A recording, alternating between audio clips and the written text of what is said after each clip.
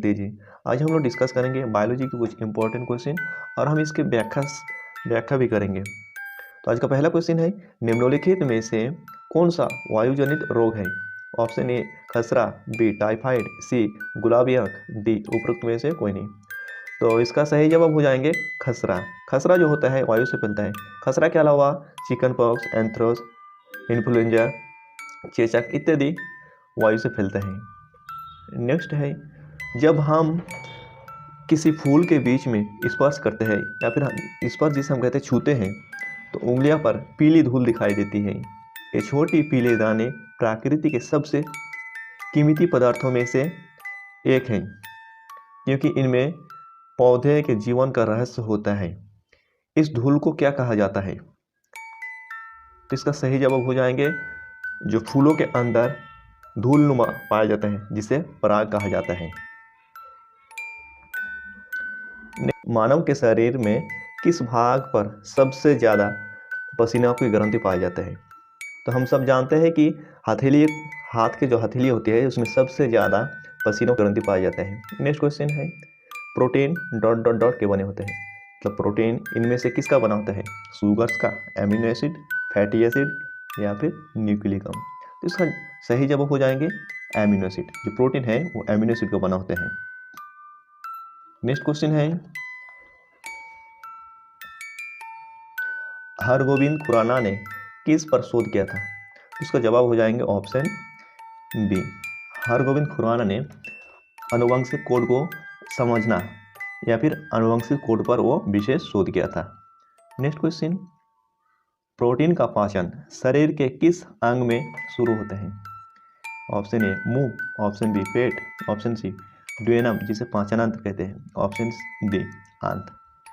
तो इसका सही जवाब हो जाएंगे पेट। प्रोटीन का जो होता है, प्रोटीन का पाचन स्टोमच से शुरू हो जाता है। आप लोग अंग्रेजी को भी ध्यान रखिएगा। नेक्स्ट क्वेश्चन, निम्नलिखित में से कौन सा कार्बोहाइड्रेट का उदाहरण नहीं है? ए माल्टोज, बी फ्रुक्टोज, सी ग्लाइकोजन, डी ग्लाइसिन।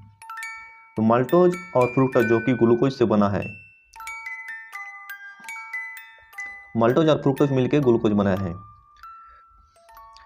जो कि एक कार्बोहाइड्रेट है, और ग्लाइकोजन भी कार्बोहाइड्रेट है, जबकि ग्लाइसिन कार्बोहाइड्रेट नहीं है।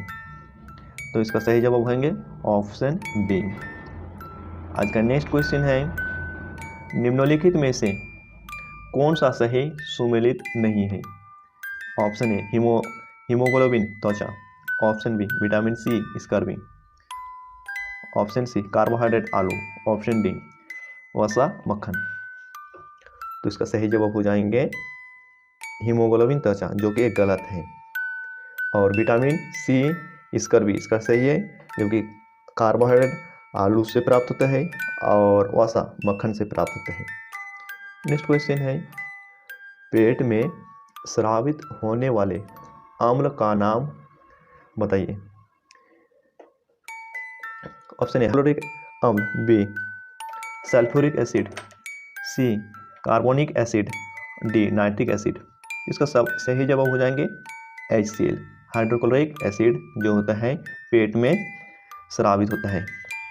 आज का 11वें नंबर क्वेश्चन है, कौन सा संचारी रोग है? संचारी का मतलब है एक दूसरे से फैलता है।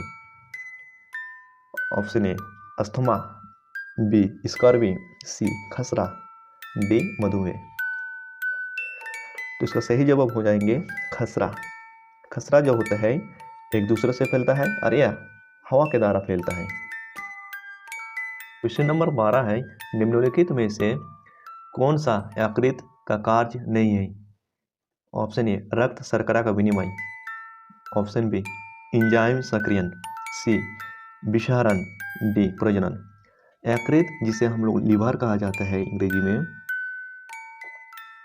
उसका कार्य प्रजनन का नहीं होता है।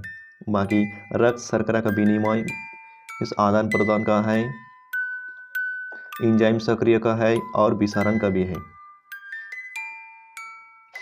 नेक्स्ट क्वेश्चन है, निम्नलिखित में से कौन सी एक बड़ी रक्त वाहिका है जो रक्त हृदय से दूर ले जाती है। इसमें 4 ऑप्शन है। ऑप्शन ए धमनी, ऑप्शन बी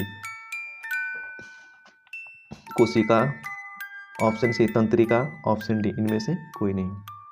इसका सही जवाब हो जाएंगे धमनी। इसका हम चर्चा कर लेते हैं व्याख्या में।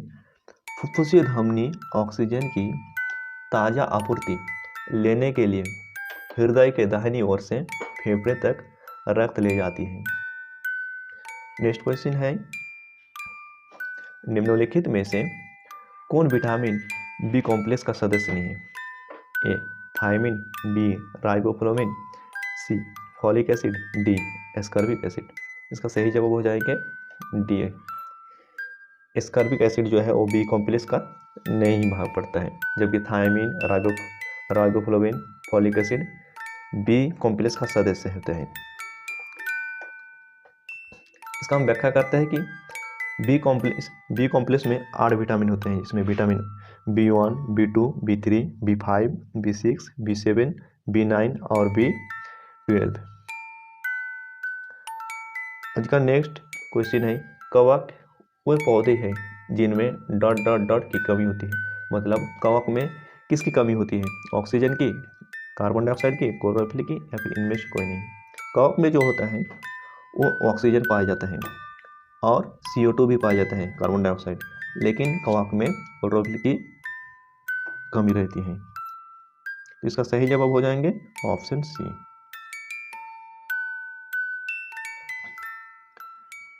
आज का लास्ट और फाइनल क्वेश्चन है, किन रक्त वाहिकाओं का व्यास सबसे छोटा होती है?